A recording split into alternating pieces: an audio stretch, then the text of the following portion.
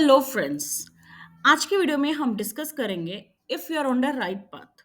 अगर आप middle class से बिलोंग करते हो तो आप क्या मिस्टेक्स कर रहे हो अपने फाइनेंसेस को लेकर डेली लाइफ में। सबसे पहले will ask who exactly belongs to middle class.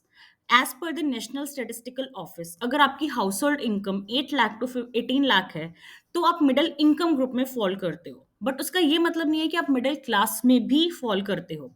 वो डिपेंड करता है आपके ऊपर कितने लोग डिपेंडेंट हैं एंड आप किस तरह से रहते हो, आपका सोशल स्टेटस क्या है।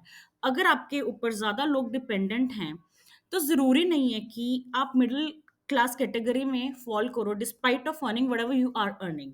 एग्जाम्पल, अगर आप 1 लाख रुपया एक महीने का अर्न कर रहे हो एंड अगर आपके घर में दो ही लोग हैं तो yes you fall under the middle class category. But अगर आप 1 लाख खर्च कर रहे हो और आपके घर में 6 लोग हैं जो सिर्फ उस 1 लाख पे डिपेंडेंट हैं तो आप मिडिल क्लास कैटेगरी में फॉल नहीं कर रहे हो, बिकॉज पर पर्सन 1 लाख का अप्रोक्सीमेटली 17,000 के अराउंड पड़ता है। As per the RBI, only 30% Indians belonging to middle income category fall under middle class. Well लोगों का लाइफस्टाइल, उनका लिविंग स्टैंडर्ड इंडिया में हर ईयर हर दिन बढ़ रहा है। आप सोच रहे होंगे कि ये तो अच्छी बात है, बट क्या ये सच में अच्छा है? हम आगे के स्लाइड्स में देखते हैं। In developed countries like USA, Australia, Canada, लोग अपनी पूरी जिंदगी सिर्फ क्रेडिट पर ही जीते हैं। इतना अच्छा अर्न करने के बावजूद वो सिर्फ क्रेडिट कार्ड पर ही रिलाई करते हैं अपने नॉर्मल पेमेंट्स के लिए, जैसे स्कूल फीस, ट्रिप्स और नॉर्मल रोजमर्रा के जो भी खर्चे होते हैं। उनका क्रेडिट कार्ड लिमिट इतना मैक्स आउट हो चुका है कि उनको नए क्रेडिट कार्ड लेने पड़ते हैं to support the lifestyle that they are in. और ये स्टोरी ऑलमोस्ट हर फॉरेनर की है जो ना कि अपनी रिटायरमेंट के लिए सेविंग्स कर पाते हैं, ना अपने बच्चों की एजुकेशन के लिए प्रॉपरली सेव कर पाते हैं। And the similar trend is being replicated in India. यहाँ पर भी क्रेडिट कार्ड हर बंदे की लाइफ में आ चुका है। वो लोन लेते हैं to you know fake standard of living create करने के लिए, जिससे उनका क्रेडिट, उनका लोन इंक्रीज हो रहा है एंड उनकी सेविंग्स डिक्रीज हो रही हैं। हम कह सकते हैं कि आने वाले कुछ सालों में जो फॉरेन कल्चर है, यूएसए का कल्चर है, जहाँ पे क्रेडिट कार्ड मैक्स आउट हो चुके हैं, लोग अपनी रिटायरमेंट के लिए सेव नहीं कर पा रहे हैं, बच्चों की एजुकेशन फंड नहीं कर पा रहे हैं, सेम चीजें हमें इंडिया में भी देखने को मिलेंगी अगर प्रॉपर स्टेप्स नहीं लिए। सबसे पहले आता है एजुकेशन सिस्टम। आपको पता है कि एवरेज इन्फ्लेशन एजुकेशन सेक्टर में कितना है? गेस कीजिए। 5%, 10%? No, it's actually 14%। मतलब अगर आपके बच्चे की स्कूल फीस आज की डेट में 10,000 एक महीने की है तो next year it would be 11,400 and 10 सालों बाद it would be around 37,000। It's too much. इस केस में अगर हम एज्यूम करते हैं कि आप 1 लाख एक महीने का कमाते हो और आपके बच्चे की फीस 10,000 है तो आपके school fees 10% of your monthly income जा रही है। But down the line average increment आपकी सैलरी का वुड बी ओनली 8%, जिससे कि आपकी 10 साल बाद इनकम होगी एक महीने की 2.15 L और स्कूल फीस रहेगी 37,000। मतलब आपकी इनकम का 17% एजुकेशन में आप स्पेंड कर रहे हो, जो कि आप अफोर्ड भी नहीं कर पाओगे। तो आप खुद से पूछ कर देखिए कि आज से 10 साल बाद क्या आप अपने बच्चे को उस स्कूल में भेज सकते हो कि नहीं। ये एक्सपेंसेस जो हैं आने वाले टाइम के साथ इंक्रीज ही होंगे, कभी कम नहीं होंगे अगर प्रॉपर फाइनेंशियल प्लानिंग नहीं की। नेक्स्ट आता है हेल्थ सिस्टम।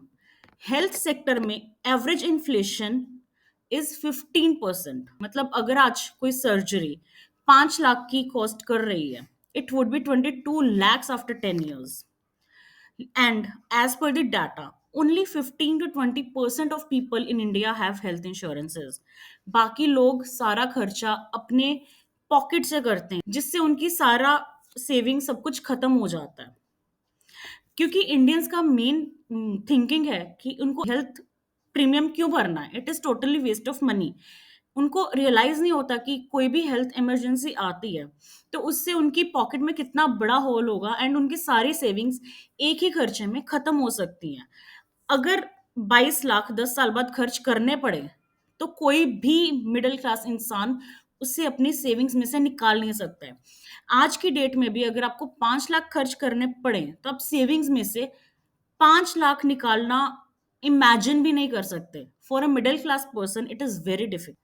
एनआरआईज जो होते हैं वो यूजुअली इंडिया आते हैं अपनी ट्रीटमेंट के लिए, सर्जरीज के लिए, because Indian medical health system बहुत सस्ता है as compare to foreign countries.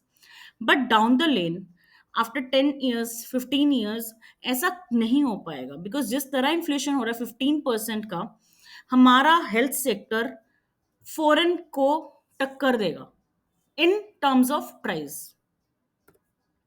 Next is purchasing home. घर सबको खरीदना है, पर उसके लिए प्रॉपर फाइनेंशियल प्लानिंग चाहिए। लोग सीरियस नहीं होते घर खरीदने के बारे में, लेकिन यस, सपना सबका होता है। अगेन इसके लिए क्या चाहिए? Proper planning. प्रॉपर प्लानिंग लोग घर खरीदने के लिए नहीं करते हैं, बट कोई आईफोन खरीदना हो, कोई कार खरीदनी हो ईएमआई पे, शो ऑफ करने के लिए, उनकी नेसेसिटी नहीं है, वो ज्यादा इंपॉर्टेंट है आज के मिडिल क्लास के लिए, rather than purchasing a home. हैं, और एसेट्स खरीदने के लिए उन्हें ज़रूरी नहीं लगता कि उन्हें प्रॉपर प्लानिंग करनी चाहिए। उनके वांट्स, जो कि शो ऑफ करना है, एक फेक लाइफस्टाइल मेंटेन करना है, that is more important than the basic needs which is purchasing a home. अगर आप आज की डेट में 1 करोड़ का घर खरीदने के लिए प्रॉपर प्लानिंग नहीं कर पा रहे, तो आप कैसे सोच सकते हो कि 10 साल बाद आप वही प्रॉपर्टी 2-2.5 करोड़ की जो हो चुकी होगी, आप खरीद सकते हो? आपको हर चीज के लिए प्रॉपर फाइनेंशियल प्लानिंग करनी पड़ेगी। And Warren Buffett has rightly said, if you don't find a way to make money while you sleep, you will work until you die। अगर आपने आज की डेट में पैसे से पैसा नहीं बनाना शुरू किया, तो आप जिंदगी भर काम ही करते रहोगे। आपकी जो सेविंग्स हैं वो आपके रिटायरमेंट तक को फंड नहीं कर पाएंगी when the time comes. Making small changes and investments is the only way to continue your current lifestyle.